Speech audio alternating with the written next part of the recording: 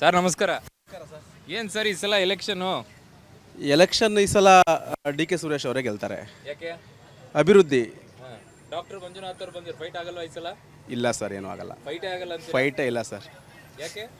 ಅಭಿವೃದ್ಧಿ ಚೆನ್ನಾಗಿ ಮಾಡಿದ್ದಾರೆ, ಅದು ಕೈ ಹಿಡಿಯುತ್ತೆ. ಕೈ ಹಿಡಿಯುತ್ತೆ ಸರ್. ಇವ್ರಿಗೆ ಯಾರು ಫೈಟ್ ಇಲ್ಲ ಸರ್. ಪ್ರಧಾನಿ ಯಾರಾಗಬೇಕು? ಅದರ ದೊಡ್ಡ ದೊಡ್ಡ ವಿಷಯ. ಇಲ್ಲಿ ಡಿ ಕೆ ಸುರೇಶ್ ಅವ್ರು ಗೆಲ್ತಾರೆ. ಅಲ್ಲ, ದೊಡ್ಡವ್ರ ವಿಷಯ ಅಲ್ಲ, ದೊಡ್ಡ ವಿಷಯ ಅದು. ಡಿ ಕೆ ಸುರೇಶ್ ಅವ್ರು ಗೆಲ್ತಾರೆ. ಏನು ಸರ್ ಈ ಸಲ ಎಲೆಕ್ಷನ್ ಜೋರ್ ಅಂತಾರೆ, ಎಲ್ಲ ಕಡೆ ಬರೀ ಚರ್ಚೆ ಬೆಂಗಳೂರು ಗ್ರಾಮಾಂತರದ್ದೇ. ಎಲ್ಲೂ ಇಲ್ಲ ಸರ್, ಸುಮ್ಮನೆ ಹಂಗಂತ ಅವ್ರಷ್ಟೇ. ನೀವು ಟಿ ವಿಯವರು ಭಾಳ ಹೈಲೈಟ್ ಮಾಡ್ತಾ ಇದ್ದೀರಾ ಜನಗಳಿಗೆ. ಫೇಸ್ ಬಂದಾಗ ಹೈಲೈಟ್ ಆಗೇ ಆಗುತ್ತೆ ಅಲ್ಲ ಸರ್, ಹೊಸ ಫೇಸ್. ನಮ್ಮ ಮನೆಗೆ ಹೊಸ ಅತಿಥಿ ಬಂದಾಗ ನಿಮ್ಮ ಮನೆಗೆ ಒಂದ್ಸಲ ವಿಶೇಷವಾಗಿರುತ್ತೆ ತಾನೇ? ಹೌದು. ಹಂಗೆ ವಿಶೇಷವಾಗಿ ಅಲ್ಲ ಸರ್, ಹೊಸ ಅಭ್ಯರ್ಥಿ ಅಂತಂತಂದರೆ ಅಭ್ಯರ್ಥಿಯಲ್ಲಿ ತಾಕತ್ತಿರಬೇಕು. ತಾಕತ್ತಿಲ್ಲದೆ ಇರೋ ಅಭ್ಯರ್ಥಿನ ಹೊಸ ಅಭ್ಯರ್ಥಿ ಅಂತ ನನ್ನ ನಿಲ್ಲಿಸ್ಬಿಟ್ರೆ ಹೊಸ ಬಾಪ ನಾನು ತಾಕತ್ತಿರ್ಬೇಕಲ್ಲ. ತಾಕತ್ತಿಲ್ಲ ಆದ್ರೆ ಕುಸ್ತಿ ಮಾಡಿದ್ಮೇಲೆ ಗೊತ್ತಾಗೋದಿಲ್ವಾ ತಾಕತ್ತು? ಈಗ ಇಳಿದಿದ್ದಾರಲ್ವಾ, ಗೊತ್ತಾಗುತ್ತೆ ಏನಾಗುತ್ತೆ ಅಂತ. ಅವಾಗ ಹೇಳ್ಬೋದು. ಅವರು ಡಾಕ್ಟ್ರು, ಅವರು ವೈದ್ಯಕೀಯ ಲೋಕದಲ್ಲಿ ಅತ್ಯಂತ ಒಳ್ಳೆ ಉತ್ತಮವಾದ ಹೆಸರು ಮಾಡವ್ರೆ. ಪಾಪ ಅವ್ರನ್ನ ತಂದು ಅದು ಇಡೀ ದೇಶಕ್ಕೆ ಬೇಕು ಅನ್ಸಲ್ವಾ? ರಾಜಕೀಯದಲ್ಲ, ಅಲ್ಲೇ ಆ ಸೇವೆ ಅಲ್ಲೇ ಮಾಡ್ಬೇಕು ಅವರು.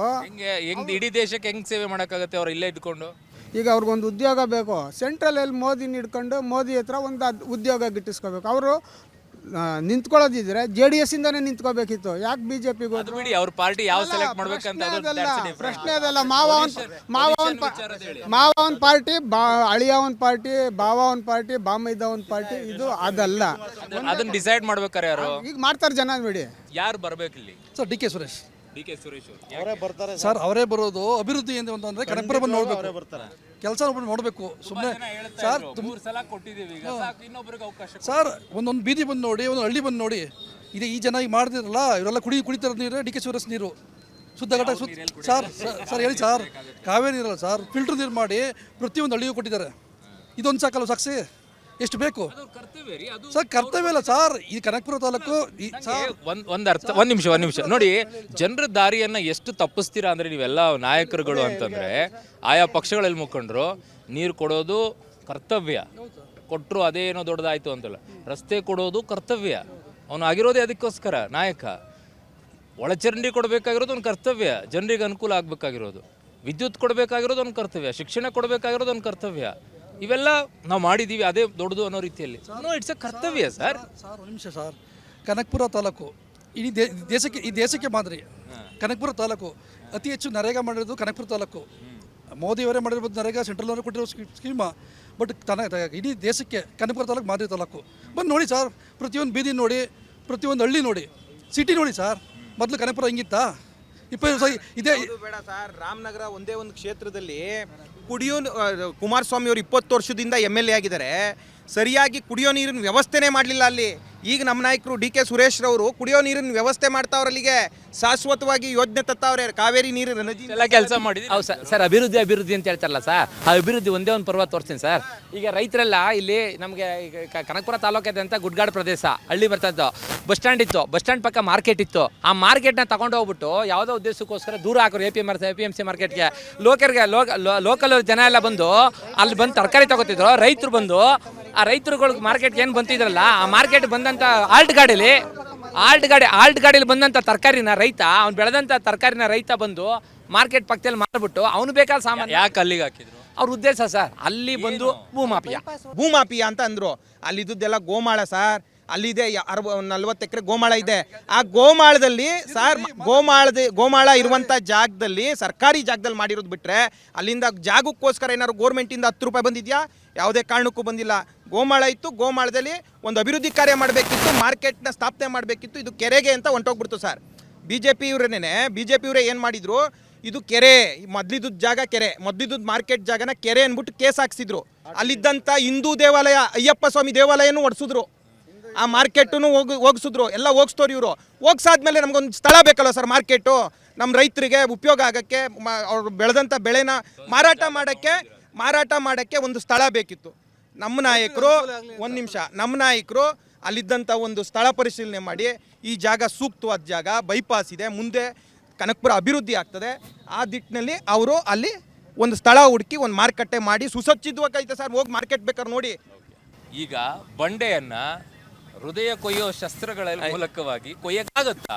ಸರ್ ಬಂಡೆಗೆ ಇಷ್ಟು ದೊಡ್ಡ ಬಂಡೆ ಇದ್ರು ಸಣ್ಣ ಡೈನಮಿಟ್ ಸಾಕು. ಇಷ್ಟು ದೇಹ ಇದ್ರು ಸಣ್ಣ ಸೂಜಿ ಅಲ್ಲ ಒಂದ್ ನಿಮಿಷ ಸರ್, ಒಂದ್ ನಿಮಿಷ ಸೂಜಿ ಹೇಳ್ತಾ ಇದ್ದೀನಿ. ಇಷ್ಟು ದೊಡ್ಡ ಸೇಜ ಇದ್ರು ಒಂದು ದೇಹ ಅದಕ್ಕೆ ಪುಡಿ ಮಾಡ್ತದೆ ಹೊರತು ಈ ಸಣ್ಣ ಸೂಜಿ, ಆ ಸೂಜಿ ಒಂದು ಆರೋಗ್ಯ ಕಾಪಾಡುತ್ತೆ ಸರ್. ಆರೋಗ್ಯ ಕಾಪಾಡದಲ್ಲಿ ಸಫಲರಾಗೇ ಆಗ್ತೀವಿ ಅಂತ ಒಂದು ಧೈರ್ಯ ಇದೆ ಸರ್. ದಪ್ಪು ಬಂಡೆಗೆ ಒಂದು ಚಿಕ್ಕ ಡೈನಾಮೆಂಟ್ ಸಾಕು ಅಂತ ಅವ್ರು ನಿಜವಾಗ್ಲೂ ಡೈನಾಮೆಂಟ್ ಇಕ್ಕದೇ ಅವ್ರ ಕೆಲಸ, ಬೇರೆ ಕೆಲಸ ಇಲ್ಲ ಸರ್. ಅವ್ರ ಅಭಿವೃದ್ಧಿನೇ ಇಲ್ಲ. ಶೂನ್ಯ ಅವ್ರ ಅಭಿವೃದ್ಧಿ. ಒಳ್ಳೇದಾಗ್ಲಿ, ಥ್ಯಾಂಕ್ ಯು, ಒಳ್ಳೇದಾಗ್ಲಿ ಸರ್. ಆಯ್ತು ಸರ್, ನಿಮ್ಮ ವಾದಗಳು ಬಾಯಲ್ಲೇ ಇರ್ಲಿ ಹಿಂಗೆ, ಆಯ್ತಾ? ಅಭಿವೃದ್ಧಿ ವಿಚಾರದಲ್ಲಿ ಚರ್ಚೆ ಇರ್ಲಿ. Thank you.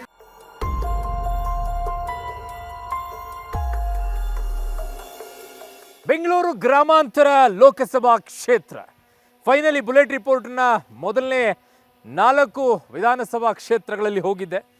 ಜನ ಏನು ಹೇಳಿದ್ದಾರೆ ಅನ್ನೋದನ್ನು ಕೂಡ ನಿಮ್ಮ ಮುಂದೆ ಇಟ್ಟಿದ್ದೇನೆ. ಬಹಳ ಮಜವಾಗಿದೆ ಈ ಕ್ಷೇತ್ರ. ಅಂದುಕೊಂಡಷ್ಟು ಸುಲಭವೂ ಇಲ್ಲ, ಅಂದುಕೊಂಡಷ್ಟು ಕಠಿಣವೂ ಇಲ್ಲ.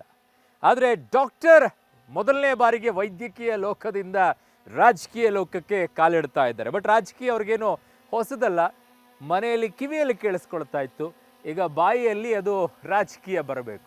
ಹೇಗಿರುತ್ತೆ ಈ ಅಖಾಡ ಅನ್ನೋದನ್ನ ಜನ ಅಲ್ಲಲ್ಲಿ ಸ್ವಲ್ಪ ಟ್ರೇಲರ್ ಅನ್ನ ಕೊಟ್ಟಿದ್ದಾರೆ.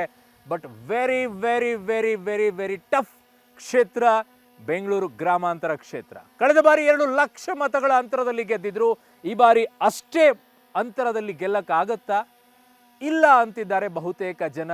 ಕಾರಣ ನೆಕ್ ಟು ನೆಕ್ ಬರುತ್ತೆ ಫೈಟು, ಯಾವ ಕಡೆ ಬೇಕಾದರೂ ಹೋಗಬಹುದು ಅಂತಿದ್ದಾರೆ. ಜನ ಯಾವುದನ್ನು ಆಯ್ಕೆ ಮಾಡ್ತಾರೆ ಅನ್ನೋದನ್ನ ಕಾದು ನೋಡಬೇಕಾಗಿದೆ. ನಾನು ಸದ್ಯಕ್ಕೆ ಬೆಂಗಳೂರು ಗ್ರಾಮಾಂತರ ಲೋಕಸಭಾ ಕ್ಷೇತ್ರದಲ್ಲಿ 4 ವಿಧಾನಸಭಾ ಕ್ಷೇತ್ರಗಳನ್ನು ಮುಗಿಸಿ ಈಗ ಪಯಣವನ್ನು ಮುಂದುವರಿಸ್ತಾ ಇದ್ದೀನಿ. ಇನ್ನುಳಿದಂಥ ವಿಧಾನಸಭಾ ಕ್ಷೇತ್ರಗಳಲ್ಲೂ ಕೂಡ ನನ್ನ ಬುಲೆಟ್ ಪಯಣವನ್ನು ಮಾಡ್ತೀನಿ. ಅಲ್ಲಿ ಹೇಗಿರ್ತಾರೆ ಈ 4 ವಿಧಾನಸಭಾ ಕ್ಷೇತ್ರಗಳಲ್ಲಿ ಜನ ಹೇಳಿದ ರೀತಿಯಲ್ಲೇನೆ ಅಲ್ಲೂ ಹಾಗೆ ಇದೆಯಾ? ಕಾರಣ ಈ ಕ್ಷೇತ್ರ ನಗರ ಪ್ರದೇಶದಲ್ಲಿರುವಂಥ ವೋಟರ್ಸ್ಗಳು ಹೆಚ್ಚಾಗಿದ್ದಾರೆ, ಒಂದು 5-6%. ಗ್ರಾಮೀಣ ಪ್ರದೇಶದ ವೋಟರ್ಸ್ಗಳು ಇದ್ದಾರೆ, ಎರಡೂ ವ್ಯತ್ಯಾಸ ಇದೆ. ಸೊ ಹಾಗಾಗಿ ನಗರ ಪ್ರದೇಶದ ವೋಟರ್ಸ್ಗಳು ನಾಳೆ ಸಿಗ್ತಾರೆ. ಅವ್ರು ಹೇಗೆ ರಿಯಾಕ್ಟ್ ಮಾಡ್ತಾರೆ ಅನ್ನೋದನ್ನು ನಾನು ನಿಮಗೆ ನಾಳೆ ಹೇಳ್ತೀನಿ. ಈಗ ಹೋಗ್ಬಿಟ್ಟು ಬರ್ತೀನಿ. ಇನ್ನೊಂದು ಬುಲೆಟ್ ರಿಪೋರ್ಟ್ರಲ್ಲಿ ನಿಮ್ಮ ಮುಂದೆ ಹಾಜರಾಗ್ತೀನಿ. ಅಲ್ಲಿಯವರೆಗೂ ಟೇಕ್ ಕೇರ್, ಬಾಯ್ ಬಾಯ್.